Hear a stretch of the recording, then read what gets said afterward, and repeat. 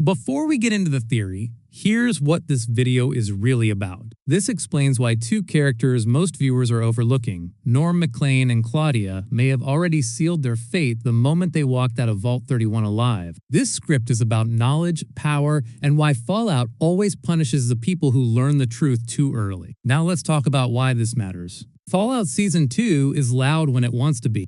Lucy's journey dominates the emotional spine. Cooper Howard embodies the long shadow of pre-war corruption. Hank and Steph represent institutional rot wrapped in politeness. These characters are meant to be watched, debated, memed, and quoted. Norm MacLean and Claudia are not. And that's exactly why they're dangerous. You're not really Bud's successor, are you? Fallout has always hidden its most consequential ideas in quiet corners. The real threat is never the monster rushing the screen. It's the terminal entry someone wasn't meant to read. Norm's entire arc is built around that idea. He doesn't seek power. He doesn't seek violence. He seeks understanding. And in the Fallout universe, that instinct gets people killed. Norm is introduced as Lucy MacLean's younger brother, but Season 2 deliberately strips that identity away. He stops being Lucy's brother and becomes something else, a witness. He sees how Vault-Tec functions when no one is watching. He notices inconsistencies. He asks questions that don't have comforting answers. When he accesses a Vault-Tec terminal and stumbles across references to the forced evolutionary virus, the show cuts the moment short, not because it isn't important, but because it's too important to linger on yet. Fallout doesn't interrupt unimportant discoveries. Then there's Claudia. Claudia is one of the most unsettling characters the show introduces. Not because she's cruel or manipulative, but because she's ordinary. She's a Vault-Tec executive, trained in systems, projections, and risk management. Not evil, just conditioned. She represents the mindset that built the vaults in the first place. Humanity as a variable, not a value. When Norm thaws her from cryogenic stasis in Vault 31, he doesn't just wake up a person. He resurrects intent. That's the key dynamic here. Norm carries the consequences of Vault-Tec's decisions. Claudia carries the logic that justified them. Together, they form a bridge. Fallout has rarely explored so directly the collision between pre-war planning and post-war reality. And that collision is unstable. Season 2 intentionally funnels Norm and Claudia away from the main cast and toward Vault-Tec headquarters. That's not a coincidence. Fallout treats physical locations as narrative pressure points, and Vault-Tec headquarters is not a place you visit unless the story is about truth. This is where the mask comes off. This is where the difference between saving humanity and controlling humanity becomes undeniable. Fans quickly notice this, and that's where the so-called Norm-Claudia theory comes in. The theory isn't one single prediction. It's a cluster of realizations viewers are arriving at independently. The biggest one is this: Norm and Claudia are not being set up as wanderers. They're being set up as problems. One dominant idea is that their journey bends back toward Vault 33, not because it's safe, but because it's unfinished. Vault 33 isn't just Lucy's home. It's a controlled experiment still running.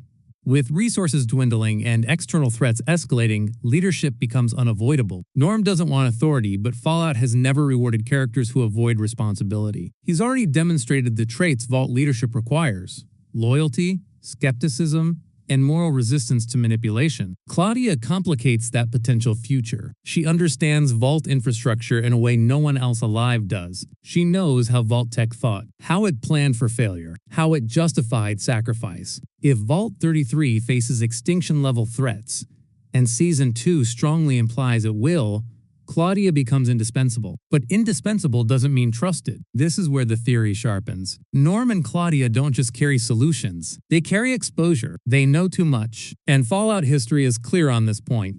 Vault-Tec did not survive by letting witnesses walk away. The Enclave did not maintain power by tolerating loose ends. Season 2 quietly escalates the threat landscape. Mutated creatures aren't random anymore. The Enclave stops being background lore and starts behaving like an active force. FEV is no longer a legacy concept.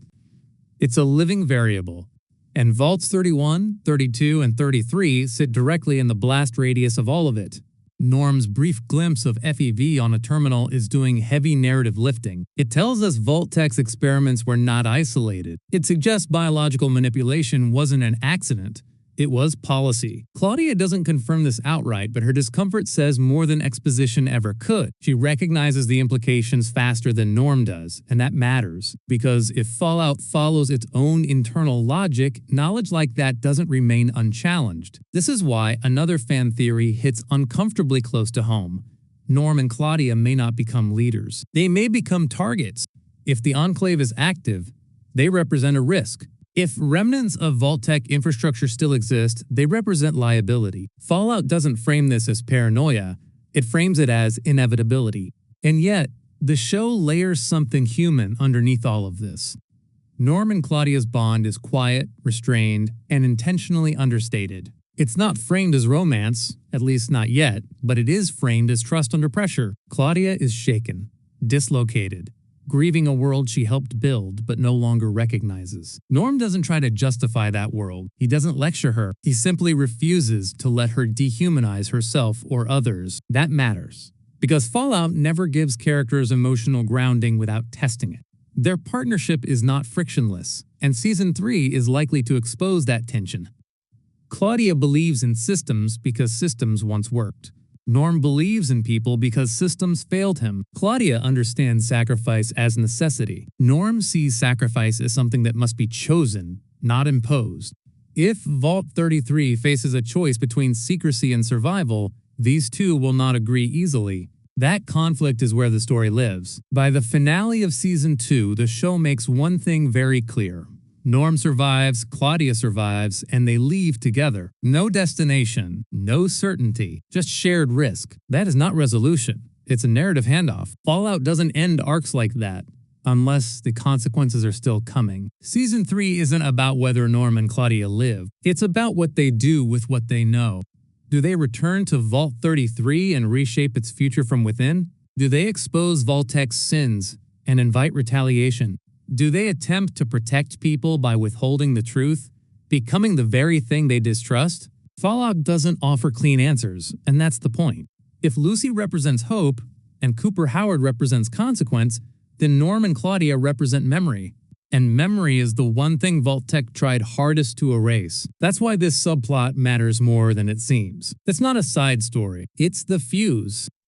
Because in Fallout, the people who survive the longest are rarely the ones who understand the least. But the people who understand the most almost never survive unchanged. And if Season 3 stays honest to Fallout's DNA, Norm and Claudia won't just be survivors. There'll be problems,